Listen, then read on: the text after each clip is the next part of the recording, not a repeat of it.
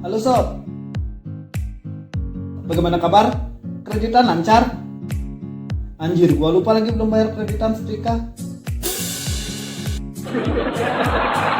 Terima kasih gua ucapin buat kalian yang sudah meluangkan waktunya untuk mampir di channel ini. Pada kesempatan ini Mimin bakal menemani waktu luang kalian dengan membahas alur cerita film Flag 666. Karena film yang akan Mimin bahas ini bergenre horor, kurang afdol rasanya kalau Mimin gak pakai backsound yang serem. Ya kalian pasti tahu lah sob, hal yang ngebuat merinding film horor itu 99%-nya ya berasal dari backsoundnya. Oke, kita ganti dulu backsoundnya sob.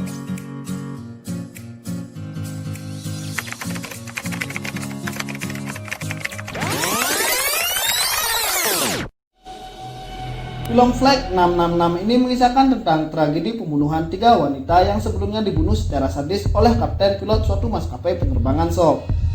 Nah, 3 wanita ini pun akhirnya menjadi roh gentayangan dan meneror pesawat yang saat itu terbang menuju New York untuk melakukan balas dendam kepada sang pilot. Oke, sebelum masuk ke pembahasan ceritanya, ada baiknya jika kalian mensupport channel ini dengan memencet tombol subscribe dan juga loncengnya agar kalian mendapatkan notifikasi video-video terbaru dari channel ini. Oke, siapkan mental kalian, pastikan kalian tidak menontonnya sendiri, dan tanpa berlama lagi, mari kita mulai ceritanya. Cerita diawali dari suatu pesawat yang hendak terbang menuju New York terjebak badai saat di udara sob. Jika ada dari kalian yang penasaran kok bisa pesawat ini diberi izin terbang padahal ada badai. Nah, badai ini muncul secara tiba-tiba sob saat pesawat sudah lepas landas. Di dalam kabin pesawat terlihat beberapa penumpang yang sedang dilayani oleh petugas maskapai penerbangan. Petugas ini bernama Elise dan Liam.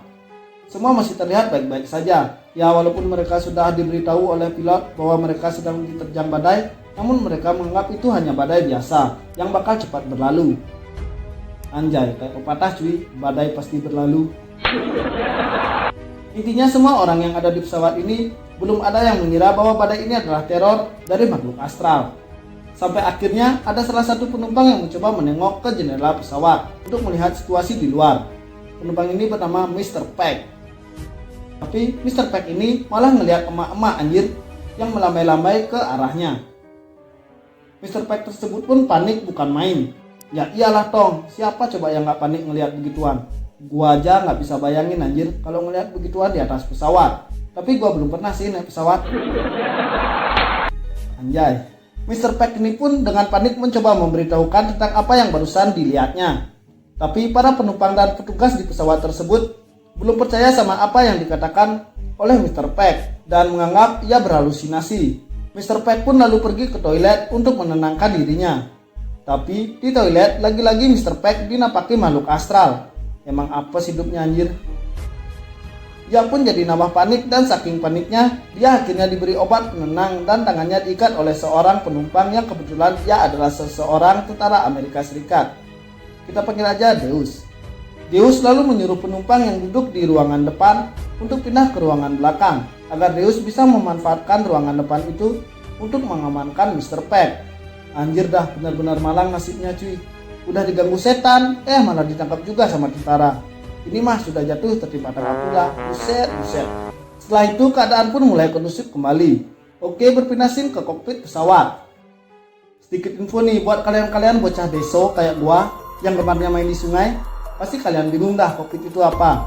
Karena gua orang deso yang pernah kuliah di penerbangan, tapi karena faktor ekonomi dan penyakit malas gua yang sudah mencapai stadium akhir, yang ngebuat gua hanya kuliah selama 1 minggu cuy. Oke, back to topic. Jadi singkatnya kokpit ini adalah ruangan kemudi pesawat sob. Nah, di dalam ruangan kemudi pesawat ini ada kapten pilot yang bernama Jack dan kopilotnya bernama Ryan. Mereka berdua ini terlihat bingung sob, karena badai ini belum juga bisa dilewati dan Ryan yang berperan sebagai kopilot ini merasa bahwa badai itu seperti mengikuti pesawat mereka. Balik lagi ke kabin pesawat sob. Di sini mulai ada kejanggalan lagi. Ada salah satu penumpang parubaya, kita panggil aja nenek. Nah, nenek ini yang terlihat lapar mencoba meminta snack kepada Elise. Dan Elise ini pun lalu memberikan sebuah salad kepadanya. Belum terlihat ada kejanggalan dari salad tersebut. Dan nenek itu pun memakannya. Namun tak berselang lama setelah memakannya, nenek itu merasa mual dan ia pun akhirnya muntah. Nenek ini dibantu oleh seorang penumpang yang juga seorang tentara, seperti Deus, namanya Austin. Mereka ini ceritanya belum saling mengenal sob, walaupun sama-sama dari tentara Amerika Serikat, ya mungkin mereka beda tugas sob. Oke, lanjut ke nenek-nenek yang sedang muntah tadi. Nenek ini memudahkan salad yang dimakannya tadi, namun anehnya mudahan tersebut isi belatungnya sob. Anjir dah. Elis yang kaget pun lalu menyuruh Liam untuk mengecek semua salad yang masih tersisa. Liam pun bergegas mengeceknya. Setelah mengeceknya, ia pun kaget karena secara tiba-tiba semua salad tersebut menjadi busuk dan berisikan belatung. Ia pun lalu membuang semua salad yang tersisa itu. Setelah itu teror pun terjadi lagi. Kini pesawat yang sedang mengudara tersebut tiba-tiba mengalami mati mesin dan pesawat pun kehilangan kendali dan mulai menukik ke bawah. Semua awak di pesawat pun panik dan semua mengira mereka akan terjatuh. Namun beruntung karena akhirnya Jack si kapten pilot berhasil menghidupkan mesinnya kembali dan mulai mengudara lagi. Anjir, tegang banget dah di sini nih sob.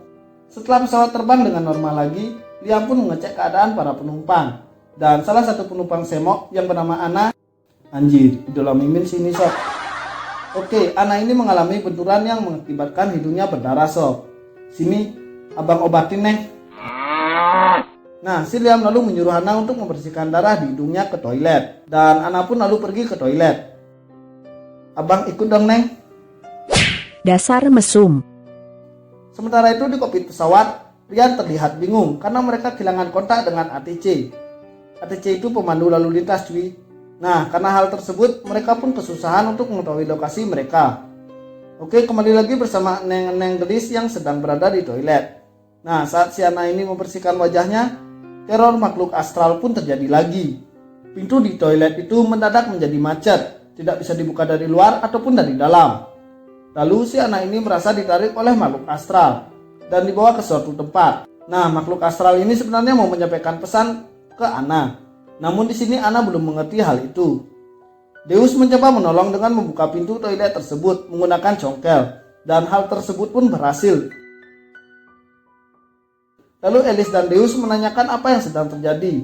Anna pun mencoba menjelaskannya, tapi Deus tidak percaya hal itu. Elis pun menenangkan dan mengantarnya kembali ke tempat duduknya.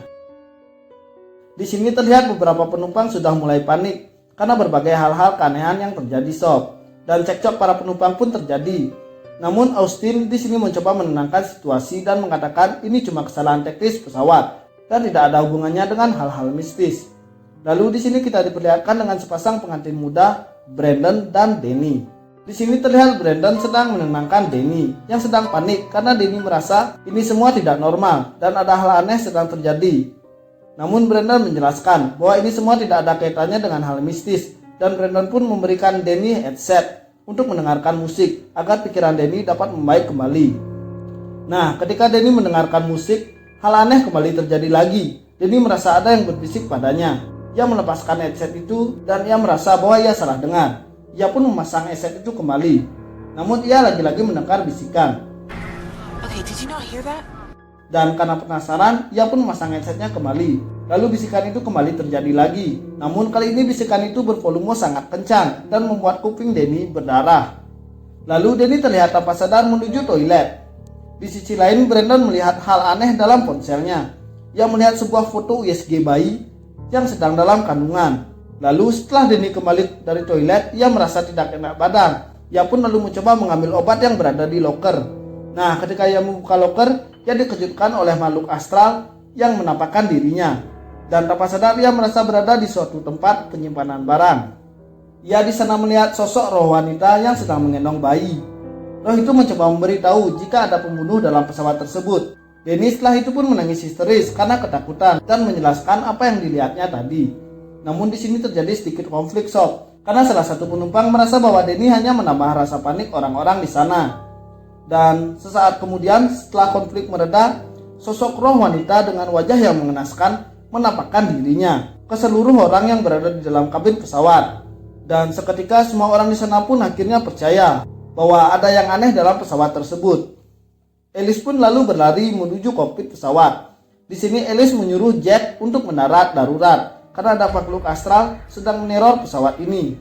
Namun Jack dan Ryan tidak bisa mengambil tindakan untuk mendarat darurat karena badai yang sedang menerjang pesawat itu.